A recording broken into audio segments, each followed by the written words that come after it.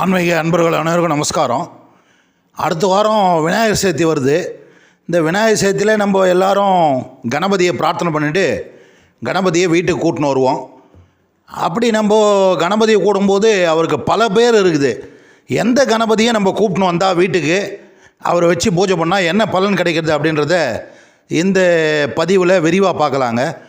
பாலகணபதி குழந்தைகளினுடைய ஆரோக்கியம் மற்றும் கல்வியில் சிறந்து விளங்கணுன்னா ஓம் பாலகணபதி சுவாமினே நமோ நமக அப்படின்னு சொல்லி நீங்கள் விநாயகர் சதுர்த்தி அன்றைக்கி பிரார்த்தனை பண்ணிங்க.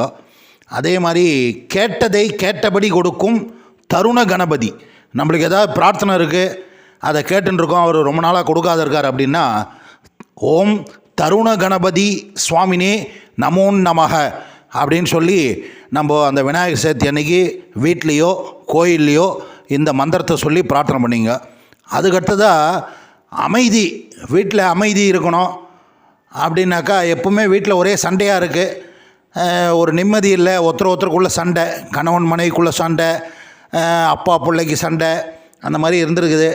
வீட்டில் ஒரு அமைதி இல்லை அப்படின்னா பக்தி கணபதி ஓம் பக்தி கணபதி சுவாமினே நமோ நமகன்னு சொல்லி பிரார்த்தனை பண்ணிவிட்டு எங்கள் வீட்டில் அமைதியை கொடு அப்படின்னு சொல்லி பிரார்த்தனை பண்ணிங்க. நாலாவதாக வெற்றி மேல் வெற்றி கிடைக்க தடைகள் நீங்கிட. நம்மளுக்கு ஏதோ ஒரு சுப வேலையில் இறங்குறோம், அது வெற்றியில் முடியணும், தடைகள்லாம் நீங்கணும் அப்படின்னா வீரகணபதி ஓம் வீரகணபதி சுவாமினே நமோ நமக என்பதாக பிரார்த்தித்து கொள்ளுங்கள். அடுத்தது குடும்பத்தில் சந்தோஷம். குடும்பத்தில் எப்போவுமே ஒரு விரக்தியாக இருக்கும், யாருக்குமே ஒரு சந்தோஷம் இல்லாமல் இருக்கும். அந்த மாதிரி வீட்டில் சந்தோஷத்தை கொடுக்கக்கூடிய சந்தோஷம் கிடைக்கணும் அப்படின்னா ஓம் சக்தி கணபதி சுவாமினே நமோ நமக அப்படின்னு சொல்லி பிரார்த்தனை பண்ணிங்க. அடுத்தது நம்ம கிராமத்து பக்கம் பார்த்திங்கன்னா ஆடு மாடு வச்சுருப்போம். அந்த ஆடு மாடு தான் நம்மளுக்கு ஒரு காலத்தில் தெய்வமாக இருந்தது. ஒரு மாடு வச்சுட்டே கூட ஒரு குடும்பத்தை நடத்தக்கூடிய ஒரு நிலைமை அந்த காலத்தில் இருந்தது.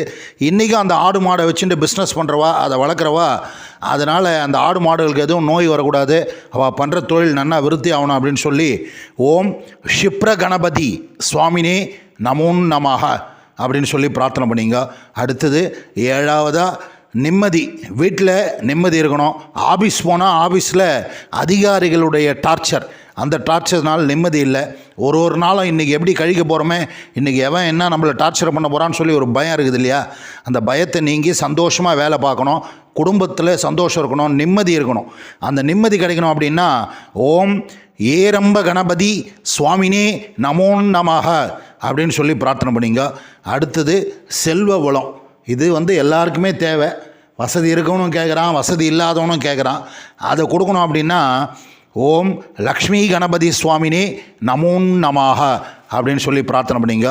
அடுத்ததாக ஒன்பதாவது நம்மளுடைய சர்வ மங்களத்தை வீட்டில் கொடுக்கக்கூடிய சுப நிகழ்ச்சிகளை நடத்தி தரக்கூடிய ஒரு பெரிய கணபதி, அவர் தான் மகா கணபதி.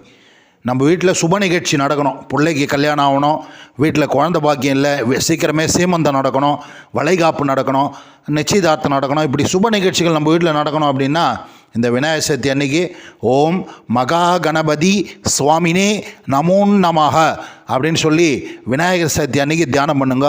ஏன் அடுத்த வாரம் விநாயகர் சதுர்த்தி வருதுன்னா இன்னிலேருந்தே கூட இந்த மந்திரத்தை தியானம் பண்ணலாம். அடுத்தது நம்மளுடைய குறைகளை தீர்ப்பவர். ஏதோ ஒரு குறை இருக்கும், நல்ல வசதி இருக்கவாளுக்கு ஒரு குறை, வசதி இல்லாதவாளுக்கு ஒரு குறை, ஏதோ ஒரு குறை இருக்கும். அந்த குறையெல்லாம் நீங்கணும் அப்படின்னா ஓம் நிறுத்த கணபதியே நமோ நமக அப்படின்னு சொல்லி பிரார்த்தனை பண்ணிங்க.